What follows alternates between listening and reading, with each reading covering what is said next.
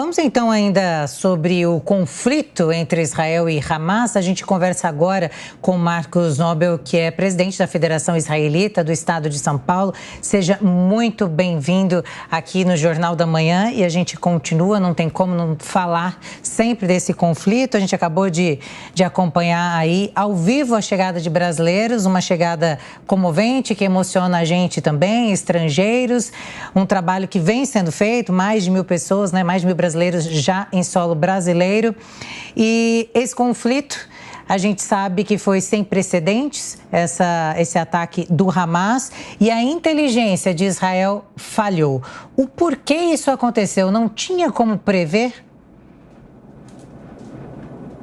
Bom dia, Vitor, Elisângela, bom dia a todos os telespectadores da Jovem Pan News.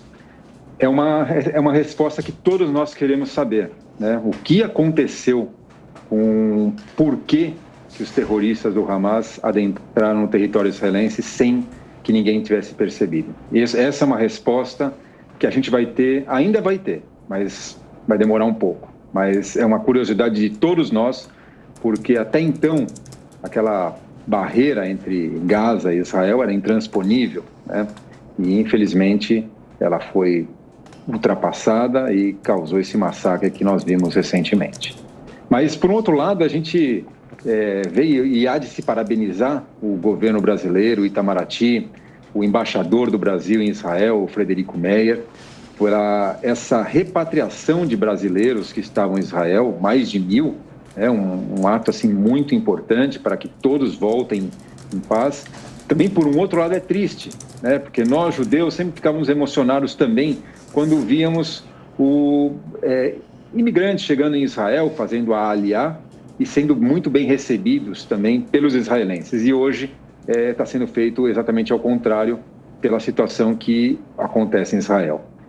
Hoje a gente já tem 2 semanas de guerra, né? E Israel sangra ainda.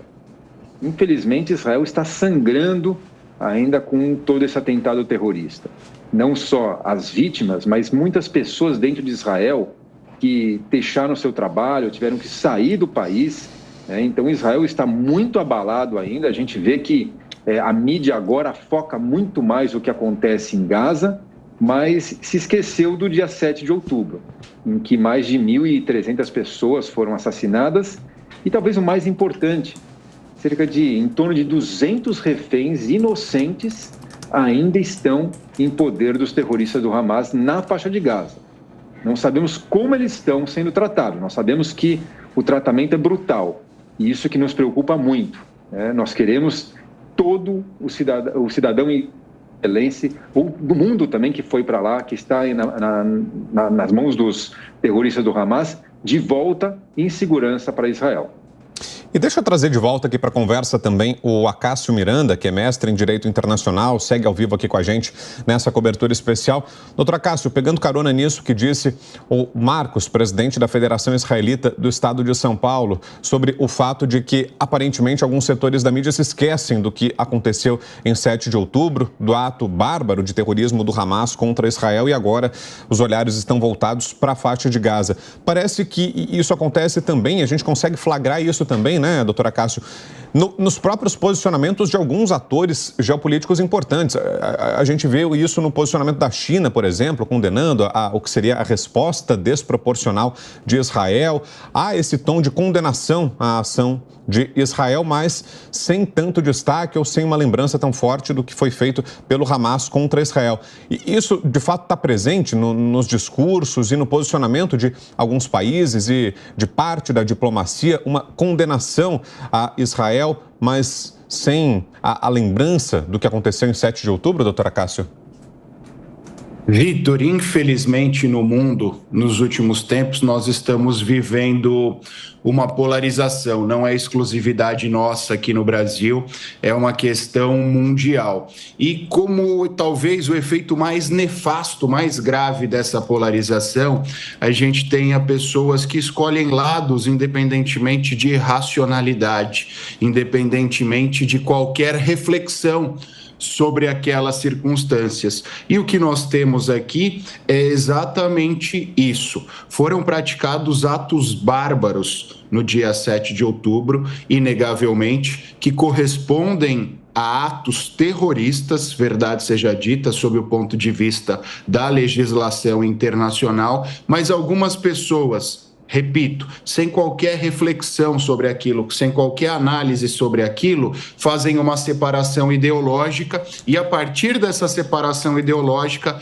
acabam tecendo críticas indiscriminadas a estas circunstâncias. Eu faço até um paralelo, Vitor, e infelizmente na guerra Israel-Hamas isso fica mais evidente. Quando a gente lembra da guerra Rússia-Ucrânia, a Rússia foi tratada como vilã durante 1 ano e meio. E só depois de 1 ano e meio, quando as pessoas já estavam desgastadas, que começaram a surgir críticas em relação à Ucrânia.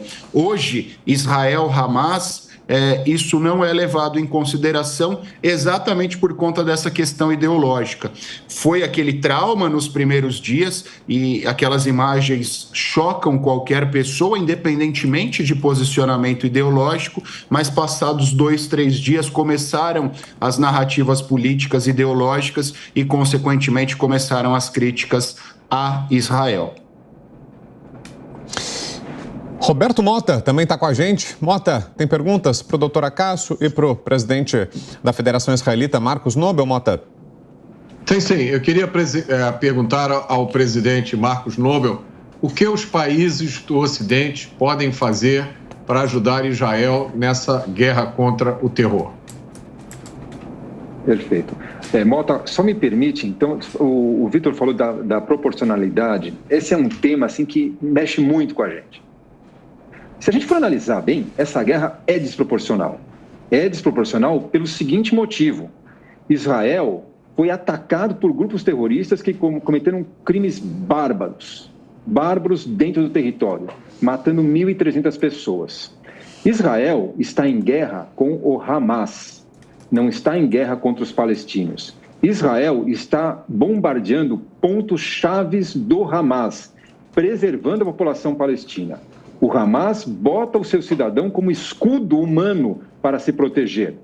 Daí que temos as vítimas palestinas.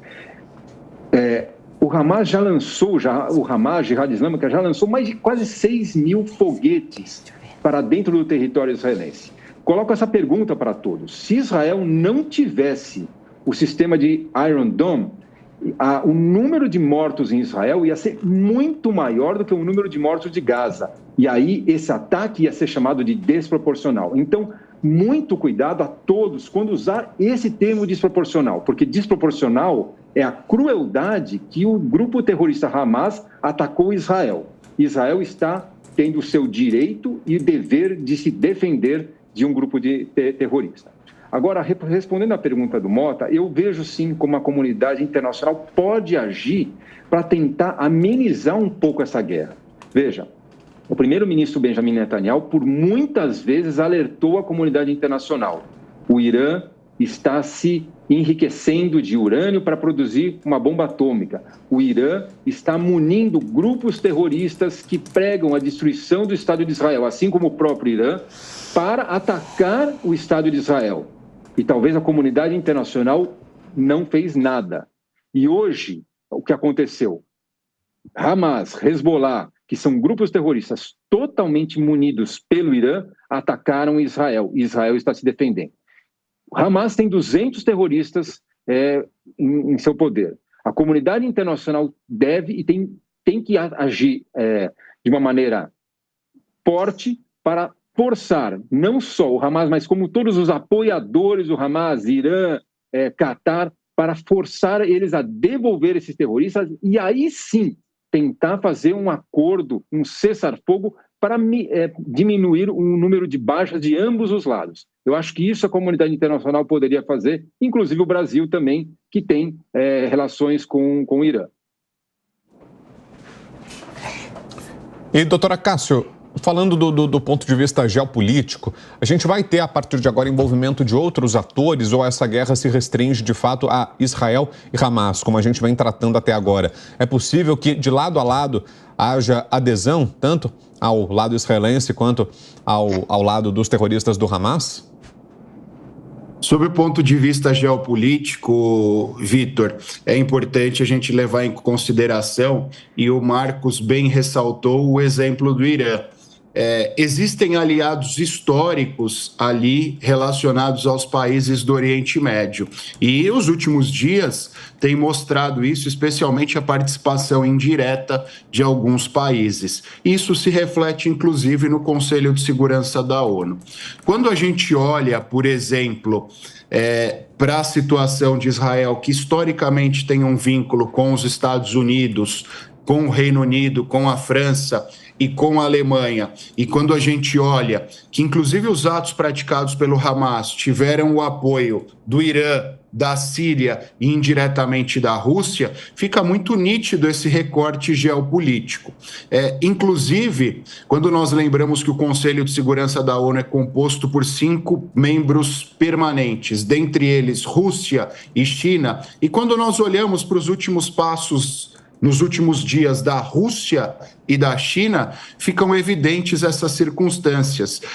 Especialmente, nós falávamos anteriormente sobre a China, sobre o posicionamento da China, nós já falamos também sobre os porta-aviões encaminhados pelos norte-americanos. Assim que foram encaminhados esses porta-aviões, a Rússia fez menção a encaminhar aviões supersônicos. Então, isso mostra essa atuação, essa divisão geopolítica que não é de hoje.